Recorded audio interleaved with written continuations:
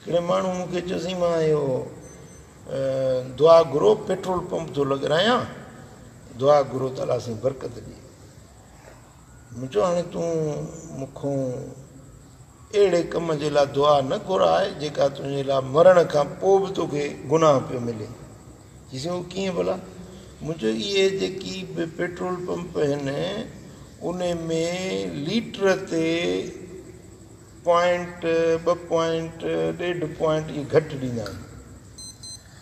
हर petrol pump वारो ईअं ख़यानत करे थो, हर पंप ते ईअं थिए थो। हाणे हिकिड़े माण्हू मिसाल 20 लीटर विझराया न त उन खे 19 मिलंदा या 18 मिलंदा, पैसा हुनखे 20 जा वठंदो। हाणे मीटर ते हर को ॾिसे थो मीटर खे, मीटर में उहा पॉइंट घटि रखियल आहे। माण्हू त भरे मिसाल 20 लीटर विझराई, 20 जा पैसा हुनखे ॾिनई, पर हुनखे मिलिया त 19 लीटर न।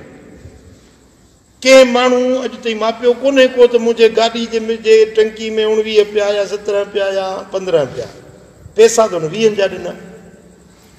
हाणे इहो थियो दोखो, इहा थी ख़यानत, इहो थियो कूड़, इहो थियो दोखेबाज़ी। हाणे इहो जेको उन सां ठगी कयईं इन जो क़यामत जे ॾियारे उन खां हिसाबु थींदो। जेको हक़ खाधई जेसीं ताईं उहो हक़दार माफ़ न कंदो तेसीं अलाह बि माफ़ न कंदो। सम्झो था? हाणे इहे हिकिड़े पंप ते हिकिड़ी गाॾी, पंहिंजो मिसाल हिते ई असांजे दुंबे जो पेट्रोल पंप आहे बाइको जो। हाणे हिन पंप ते हिकिड़ी गाॾी कराची जी आई, हिकिड़ी गाॾी लाहौर जी बि तो तेल विझराई, हिकिड़ी गाॾी सूबे सरहद जी हुई ख़ैबर पख्तूनख्वा जी, हिकिड़ी गाॾी लाहौर जी हुई। सॼे पाकिस्तान जूं गाॾियूं हितां अचनि थियूं तेल विझराइनि थियूं। हाणे इन्हनि सभिनी सां धोखो थियो, क़यामत जे ॾियारे इहे सभु इन ते फरियादी हूंदा, इन्हनि सभिनी खे हिसाबु ॾियणो पवंदुसि। किथों किथों जूं गाॾियूं थियूं अचनि, कंहिंसां ठगी थी थिए, इहो सभु हिसाबु क़यामत जे ॾियारे वठंदा आहिनि। हुनखे ॻाल्हि सम्झ में अची, चईं मां तौबा कई, मां इहो पंप न विझराईंदुसि, भलो बीहो अथई। हर पंप ते इहा ख़यानत थिए थी।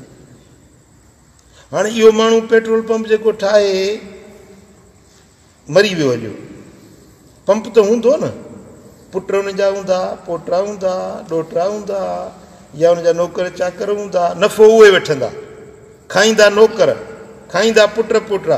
हिसाब उन खां बि थींदो जंहिं इहो पंप लॻारायो हुयो, धोखे जी शुरूआत जंहिं कई हुई। तव्हां सम्झो था ॻाल्हि खे? त अहिड़ो को गुनाह जो कमु माण्हू जारी करे वञे